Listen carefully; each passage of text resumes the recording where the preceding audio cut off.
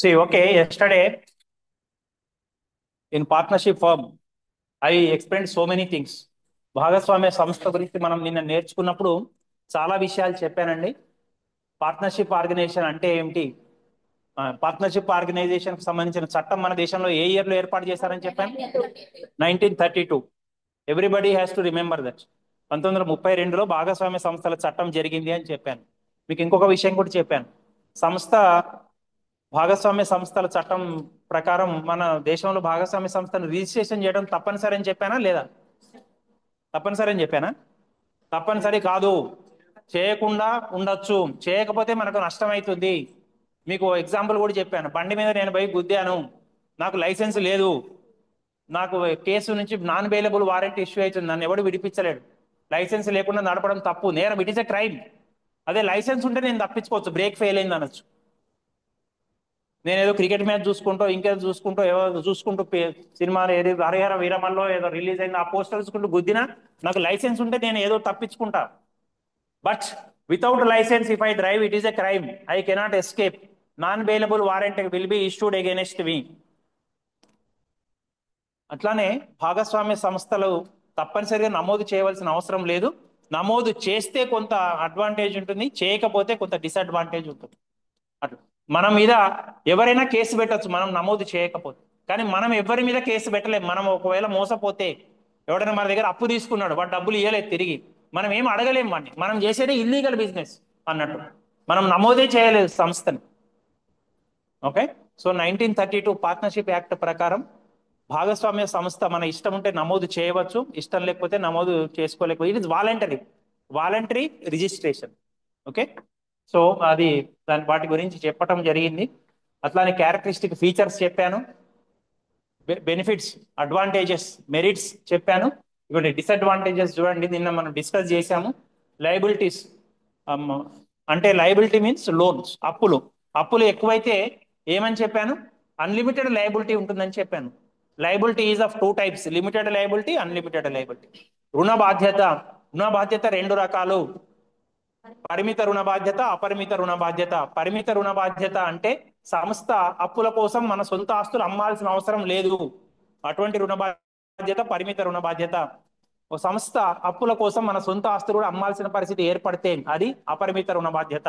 Limited liability implies there is no need to sell personal assets of the person in case of heavy loans, an inability to clear the loans in an organization.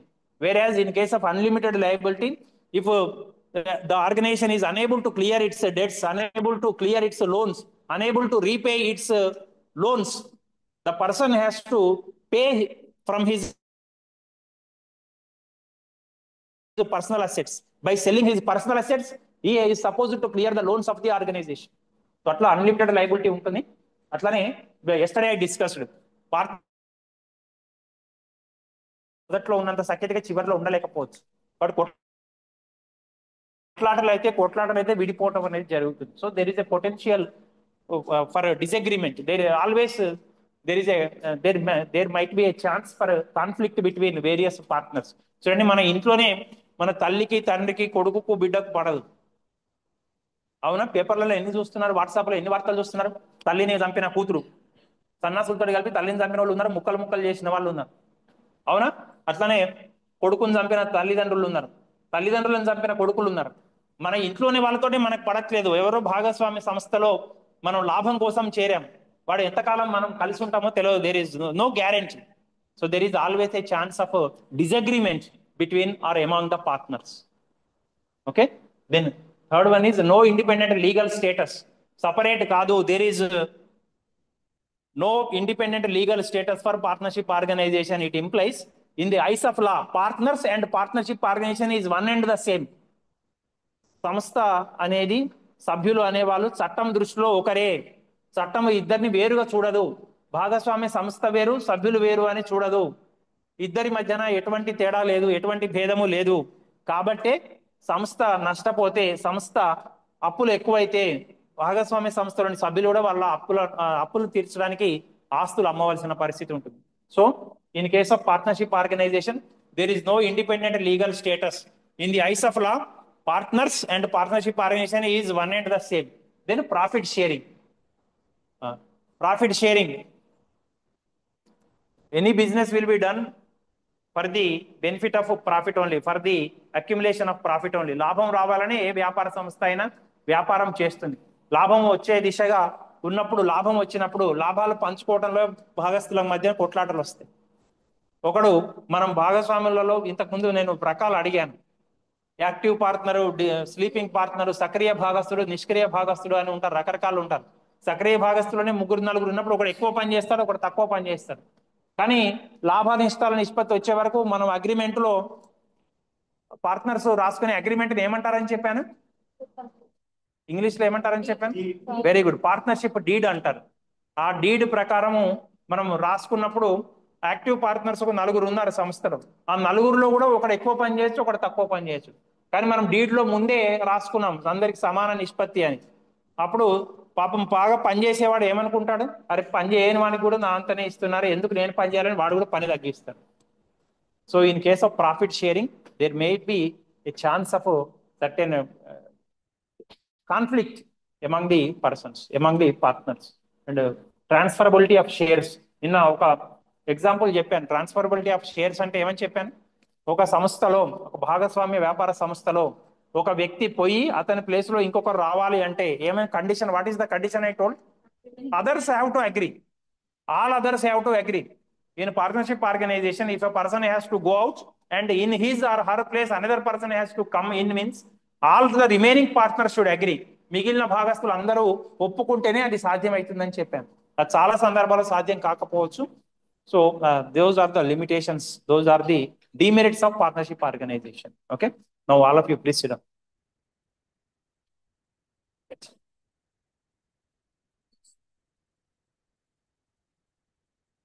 Limited liability partnership, LLP గుర్తుపెట్టుకోవాలి. For 4 marks they may ask, 4 మార్కులకు అడుగుతుంటారండి.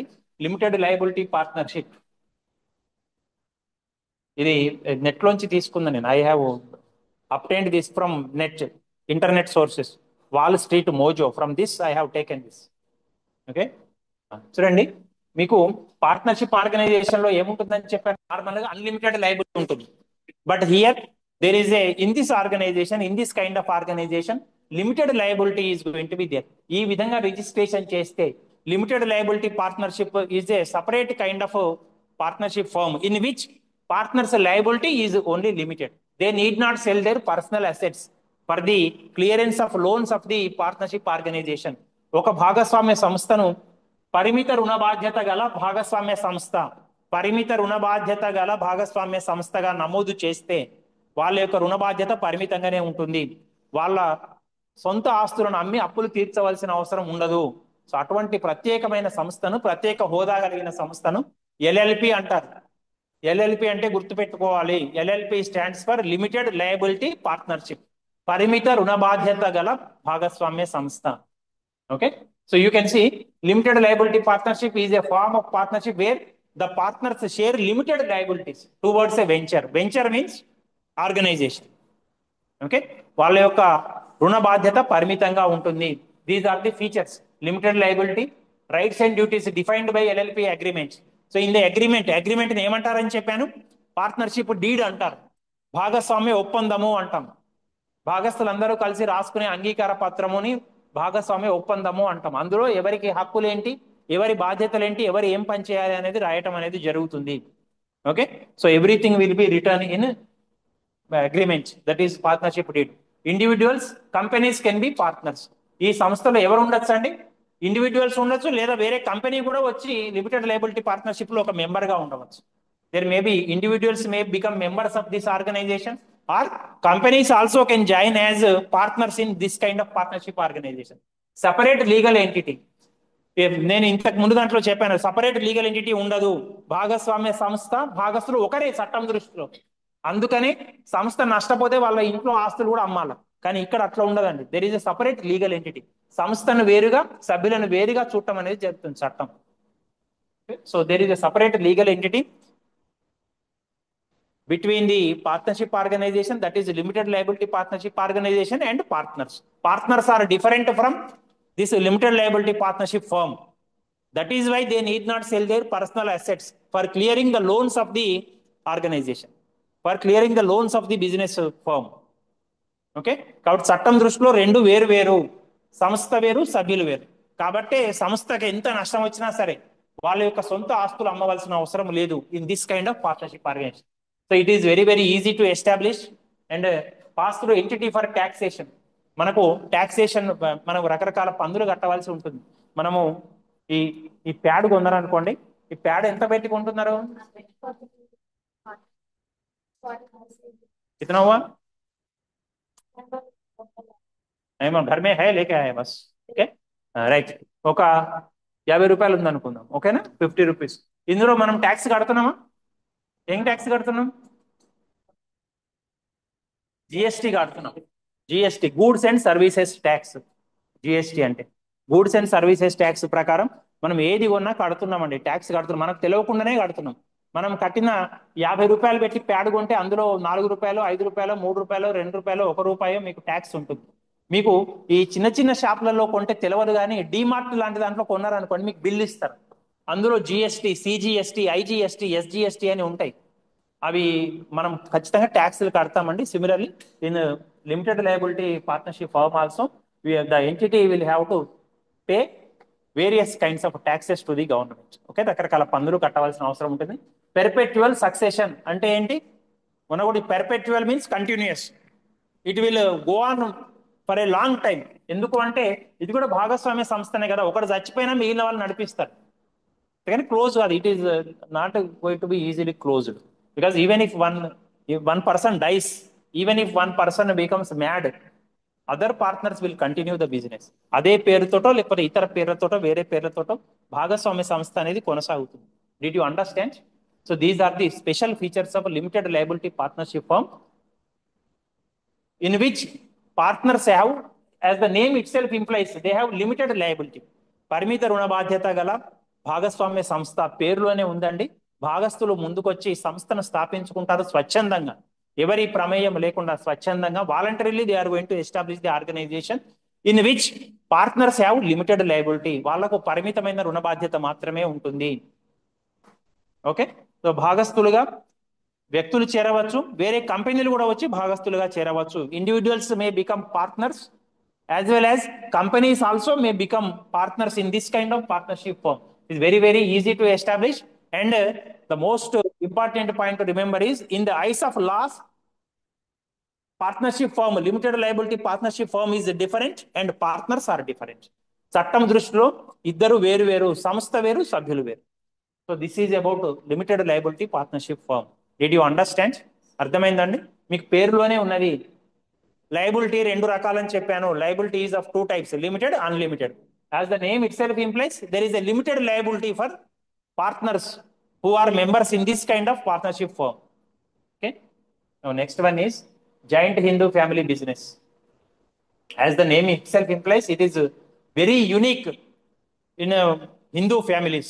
మీరు కొన్ని కుటుంబాలను చూస్తే, హిందూ కుటుంబాలను చూస్తే ఉమ్మడిగా ఉంటూ తరతరాలుగా వ్యాపారం చేసుకుంటూ వస్తుంటాయి. ఓకేనా? మొత్తము బిజినెస్ అంతా ఎవరు కంట్రోల్ చేస్తుంటారండి?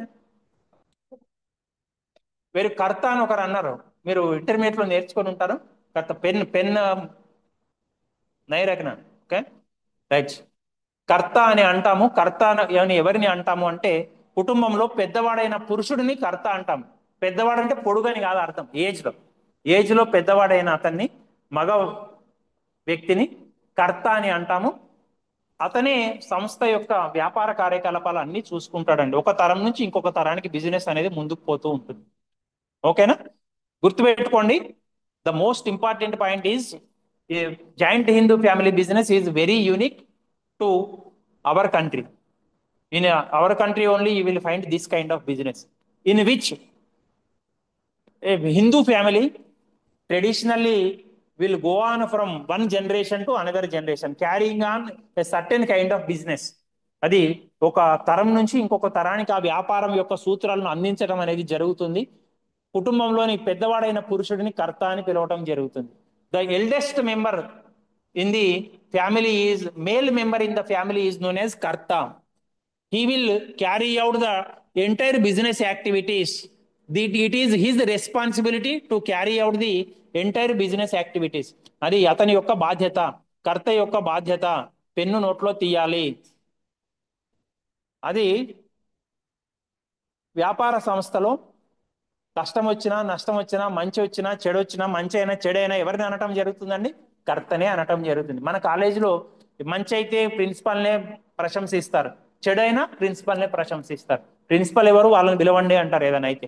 మంచి అయినా అంతే, ప్రశంసించేటప్పుడు ప్రిన్సిపల్ని స్టేజ్ మీదకి పిలిచి సన్మానిస్తారు. కాలేజీకి ఈసారి అడ్మిషన్స్ బాగా వచ్చినాయి, హాస్టల్స్ ఓపెన్ అయినాయి, మంచి ఫెసిలిటీస్ ఉన్నాయి, అవునా? కాబట్టి మంచి అయినా చెడు అయినా ప్రిన్సిపల్ గారికే ఉంటుందండి. అట్లనే in Hindu, joint Hindu family business also everything is related to, everything is maintained by కర్త ఓన్లీ. కర్త అని పిలవటం జరుగుతుంది. కుటుంబంలో వయసు రీత్యా పెద్దవాడైన పురుషుడిని కర్త అని పిలవటం జరుగుతుంది. అతనే మొత్తం బాధ్యతలు, నిర్వహణ బాధ్యతలు తీసుకోవటం జరుగుతుంది. అతను కుటుంబ సభ్యులకు రకరకాల పనులు అప్పచెప్పడం జరుగుతుంది. వాళ్ళ పనులు చేస్తారు, దాని యొక్క ఫలితం మొత్తము కర్త చూసుకుంటాడు. So everything is going to be in the hands of karta. And another important point is, మీకు ఇప్పటి వరకు రెండు రకాల రుణ బాధ్యతలు అని చెప్పాను. సొంత వ్యాపార సంస్థలో ఎటువంటి రుణ బాధ్యత ఉందని చెప్పాను? ఒక్కడే. అతనికి ఎటువంటి రుణ బాధ్యత ఉందని చెప్పాను? I'm not asking about profits and losses, I'm asking only about liability. అతనికి ఎటువంటి లయబిలిటీ ఉన్నది? పరిమిత రుణ బాధ్యత ఉన్నదా, అపరిమిత రుణ బాధ్యత ఉన్నదా? లేదా? ఇన్- ఇంట్లో ఆస్తులు అమ్మాల్సిన అవసరం లేదా సొంత వ్యాపారికి? ఉంటుంది. It is his liability is unlimited. Unlimited. Partnership firm also partners liability is unlimited. అవి మనం ఇప్పటిదాకా నేర్చుకున్న రెండిట్లలో కూడా అన్లిమిటెడ్ లయబిలిటీనే ఉంది. బట్ హియర్ జాయింట్ హిందూ ఫ్యామిలీలో రెండు మిక్సింగ్ ఉన్నది. కర్తకు ఒక్కనికి అన్లిమిటెడ్ లయబిలిటీ ఉంటుంది, మిగిలిన మెంబర్స్ అందరికీ లిమిటెడ్ లయబిలిటీ ఉంటుంది. Because karta is the owner of the business organisation, he has wholesome responsibility about this firm. కాబట్టి కర్త ఒక్కడి రుణ బాధ్యత అపరిమితము. కర్త ఒక్కడి పీకలే పట్టుకుంటారు ఎవడు అప్పులు ఎక్కువై తీర్చలేకపోతే. మిగిలిన కుటుంబ సభ్యులకు సంబంధం లేదు. ఎందుకంటే నేను చెప్పాను కదా, ఇప్పుడు ఏదైనా ప్రిన్సిపల్ గారిని అడుగుతారు. అతను ఇండియా క్రికెట్ టీం ఓడిపోతున్నది అనుకోండి, ఎవరిని అంటారు ఇప్పుడు? కెప్టెన్ ఎవరు? శుభమన్ గిల్. ఆయన్నే పట్టుకుంటారు, 3 టెస్టులు ఓడిపించావు, ఏం చేస్తున్నావు అని. కెప్టెన్ కే ప్రధానమైన బాధ్యత ఉంటుందండి. So similarly in case of joint Hindu family business also, so everything depends on karta. So his liability is unlimited, karta's liability is unlimited, but remaining persons liability is limited. చూడండి, ఇక్కడ ఇంకొక టెక్నికల్ టర్మ్ చెప్పాలి. I have to tell you another technical term. మిగిలిన వాళ్ళందరినీ హిందూ కుటుంబంలో, joint Hindu family business లో ఎవరికైతే లాభ నష్టాల్లో ఆసక్తి ఉందో, లాభం ఎవరినైతే కావాలని కోరుకుంటారో, వాళ్ళకి భాగం ఉంటుందో, వాళ్ళని ఏమంటాం? ఒక పదం తోటి పిలుస్తారు. దాన్ని ఏమంటామంటే కో పార్ట్నర్స్ అంటారు. Co partners.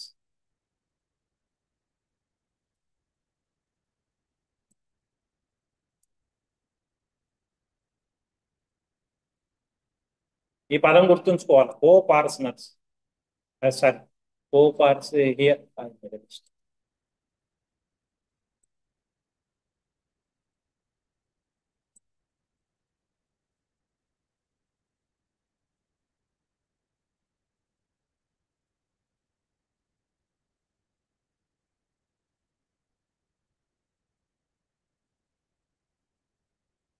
This term is important.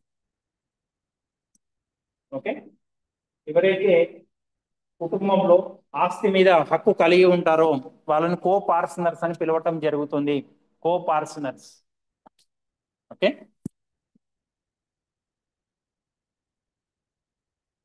I think it is this term is important, co-partners. Those whoever has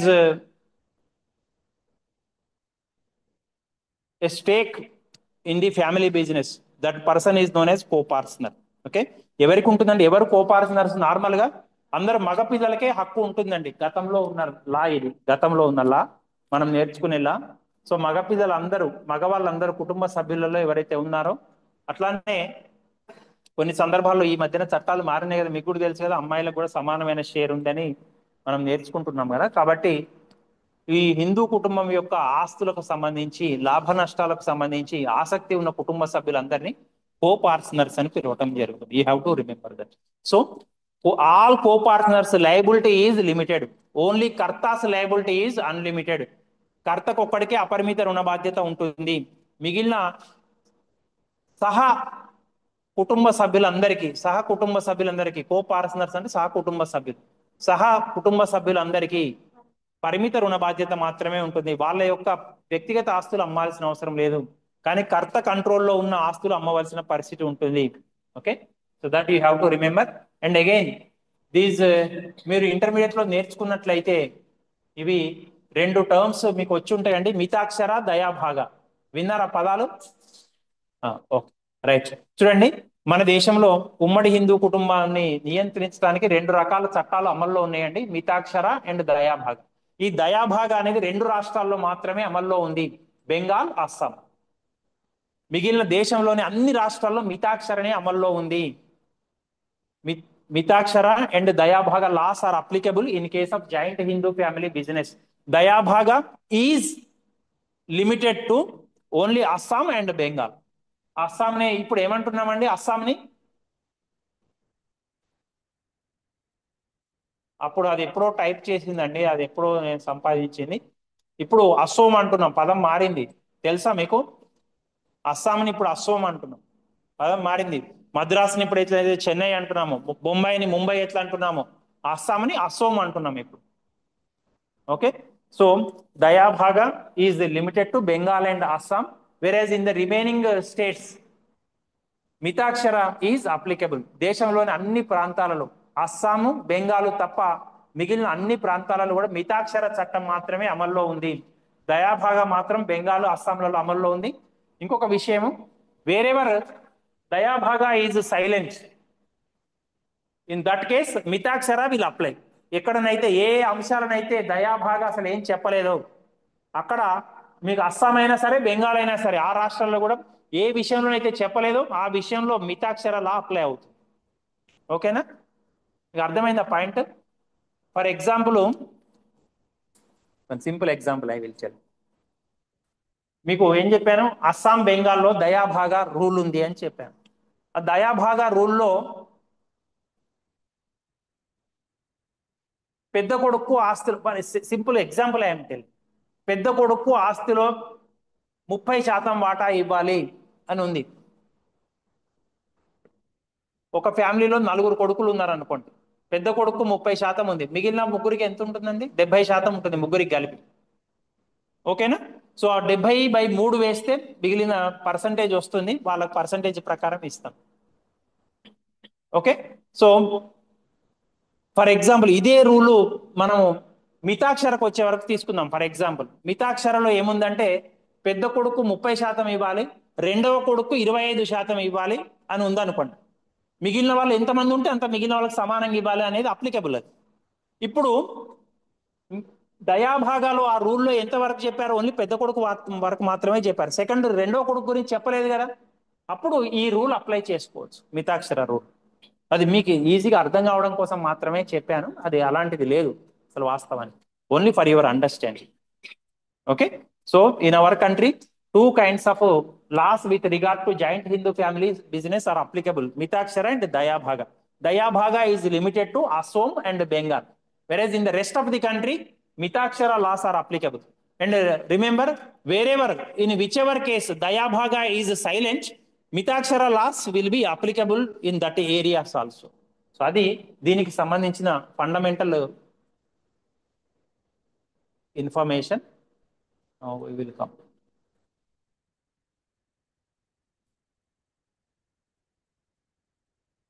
So these are the characteristic features of joint Hindu business, joint Hindu family, governed by Hindu law. As you already know, how many types of laws I mentioned? Mitakshara, Dayabhaga. 2 laws are there. So these kinds of businesses are governed by that particular laws. Hindu చట్టం ప్రకారమే ఇది అమల్లో ఉంటుంది. Membership by birth, పుడితే చాలండి, membership వస్తుంది. దానికి ఏమి స్పెషల్ శ్రమ అవసరం లేదు. ఇక వేరే మనం భాగస్వామ్య సంస్థలో మెంబర్ కావాలంటే ఏం చేయాలి? భాగస్తులందరూ కలిసి ఒక ఒప్పందం కుదుర్చుకోవాలి. వాళ్ళకి నచ్చితే మెంబర్స్ అవుతారు. కానీ దీంట్లో నచ్చినా నచ్చకపోయినా, ఇప్పుడు నేను పోయి అమితాబ్ బచ్చన్ ఫ్యామిలీలో ఉండాలంటే ఉండగలుగుతానా? ఉండలేను. నేను పోయి ఇప్పుడు శుభమన్ గిల్ కొడుకు పుట్టాలంటే పుట్టగలుగుతానా? పుట్టలేను. ఆల్రెడీ వాళ్ళ కొడుకులు ఎవరో, పిల్లలు ఎవరో, పిల్లం ఎవరో అంత డిసైడ్ అయిపోయింది. మనం చేసేది ఏం లేదు. Okay, so membership is decided by birth itself. పుట్టుకతోటే, జననంతోటే మెంబర్షిప్ అనేది వస్తుంది, కుటుంబ సభ్యత్వం వస్తుంది. ఈ వ్యాపారంలో ఈ రకరకాల బిజినెస్లు మనం చూస్తాం. సొంత వ్యాపారము, భాగస్వామ్యము, ఉమ్మడి హిందూ కుటుంబము, that is joint Hindu family, cooperative society, సహకార సంస్థ, కంపెనీ, ఈ అన్నిట్లలో కూడా ఈ ఒక్క సంస్థలోనే సభ్యత్వం అనేది పుట్టుకతోటే వస్తుంది, జన్మతహా వస్తుంది. మిగిలిన వాటిలో అన్నిట్లలో కష్టపడి తెచ్చుకోవాలి. సొంత వ్యాపార సంస్థ నువ్వు స్థాపించాలంటే ఎంతో కష్టపడాలి. భాగస్వామ్య సంస్థ నువ్వు కష్టపడి కొద్ది మంది సభ్యులతో కలిసి స్థాపించుకోవాలి. సహకార సంస్థలో సభ్యుడు కావాలంటే కష్టపడాలి. కంపెనీలో సభ్యుడు కావాలంటే సంపాదించాలి, కష్టపడాలి, షేర్లు కొనాలి. కానీ దీంట్లో అట్లా కాదండి. నువ్వు పుడితే చాలు, you need not do any other thing. కర్త చెప్పినట్టు చేయాలి. అది of course that is different, but membership is given by birth it. Okay, so management, who is going to manage the affairs? Very good, కర్త will manage the affairs. కర్తనే చూసుకుంటాడండి మొత్తం కూడా. Okay,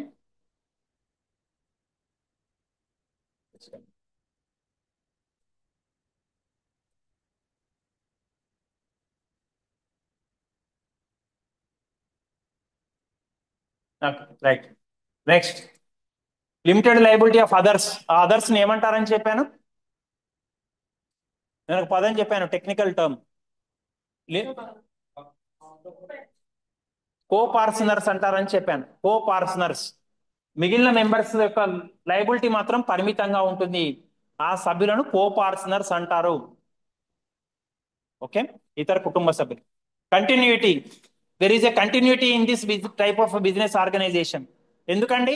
కుటుంబం అన్నాక నడుస్తూనే ఉంటుందండి. ఒకటి చస్తే ఇంకొకటి పుడతాడు, తాత చస్తే మనవాడు వస్తాడు, మనవాడు చస్తే వాడు మనవాడు వస్తాడు, ముని మనవాడు వస్తాడు. So it will continue for a long period of time. కుటుంబంలో మన సినిమాల్లో చూపించినట్టు పెళ్ళైన తర్వాత కొట్లాడుకొని విడిపోతే తప్ప. ఓకే, సో ఈ ఈ మధ్య కాలంలో మనం చాలా చూస్తున్నామని, జాయింట్ హిందూ ఫ్యామిలీస్ ఎక్కడ ఉంటున్నాయండి? ఇదివరకు కాలంలో ఎంతో మంది కలిసిమెలిసి ఉండేవాళ్ళు పెద్ద ఇంట్లో, కానీ ఇప్పుడు అట్లా ఉండట్లేదు కదా. So for the time being మనం చర్చించుకునే దగ్గర మాత్రం it will continue forever, for a long period of time. Okay, so minor is also a member. మీకు నిన్న చర్చలో వచ్చినప్పుడు చెప్పాను, మైనర్ అంటే మన దేశంలో ఏ వయసు అని చెప్పాము? 18 ఇయర్స్. 18 ఇయర్స్ లోపు ఉన్న వాళ్ళందరినీ మైనర్లు అని పిలుస్తాం.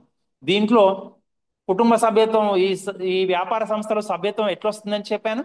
జన్మత పుడితే చాలు, వాడికి ఒక రోజున్న పిల్లవాడైనా మెంబరే. So minor is also a member in this kind of business. ఓకేనా? నిన్న మన డిస్కషన్ లో చెప్పుకున్నాం, భాగస్వామ్య సంస్థలో మైనర్ సభ్యుడిగా ఉండవచ్చా, ఉండొచ్చా లేదా? ఆ?